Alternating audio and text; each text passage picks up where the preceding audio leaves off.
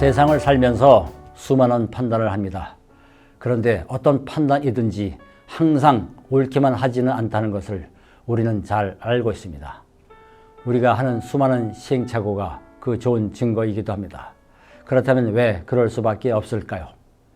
이를 가늠하게 해주는 지혜의 구절이 있어서 함께 곱씹어 보려고 합니다.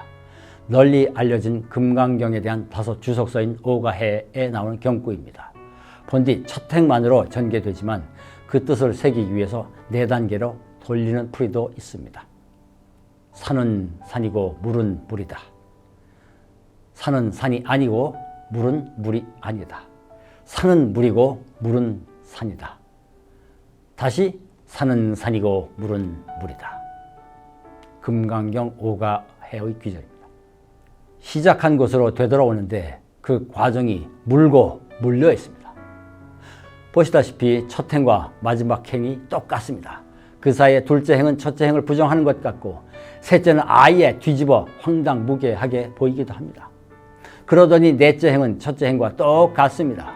그런데 겉보기는 같지만 전혀 다른 것이니 따라서 되돌아가는 것이 아닙니다.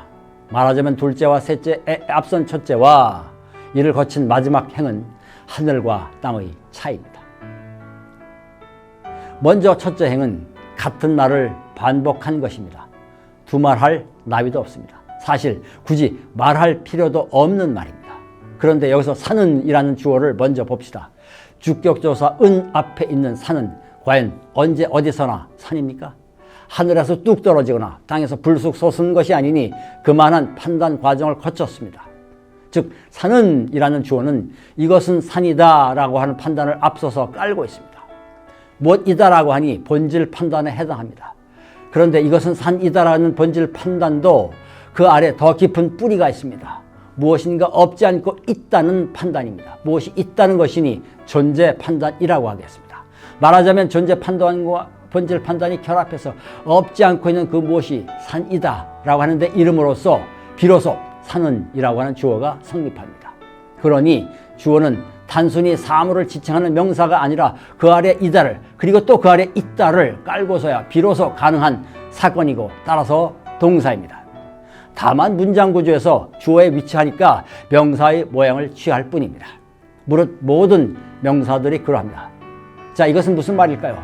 주어라고 해서 어떠한 전제도 없이 무조건 옳게 확정되고 고정적으로 주어진 것이라 할 수 없다는 것입니다. 그런데 우리는 일단 무전 그렇게 보려고 합니다. 금강경의 이 말씀은 이를 꿰뚫어 보라는 일침입니다. 산은 산이 아니고 물은 물이 아니다. 둘째 행은 그렇게 주어를 부정합니다. 딱히 부정한다기보다는 굳이 말할 필요도 없이 당연하다고 간주되는 것이 과연 언제 어디서나 옳은 것인가 하는 것을 되묻자는 뜻이라고 하겠습니다. 산은 산이다를 산은 산이 아니다로 일단 주어를 부정하니 없을 수도 있는 것을 있다고 하고 심지어 산이 아닌 것을 산이라고 잘못 판단했을 수도 있는 가능성을 되돌아 살피자는 것입니다. 시작하는 주어부터 들추고 파보니 산이 깡그리 산이라고 할 수도 없을 뿐더러 내가 보는 대로의 산만이 산이 아니니 그런 식으로 산을 규정해서 마땅한 주어라고 할 수 없다는 것입니다.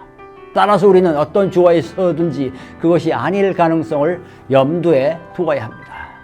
내가 보고 내가 아는 것이 그것 자체이거나 전부일 수 없으니 말입니다. 이제 셋째 행은 아예 산은 물이다 라고 합니다. 이런 황당한 궤변이 있을까요? 둘째 행이 주어 부정이라고 한다면 이것은 수로 부정으로 보입니다. 물론 둘째 행과 셋째 행을 서로 뒤바꾸어 볼 수도 있습니다. 그러나 주어의 판단에 오류 가능성이 있다면 수로라고 예외일 수는 없을 것입니다.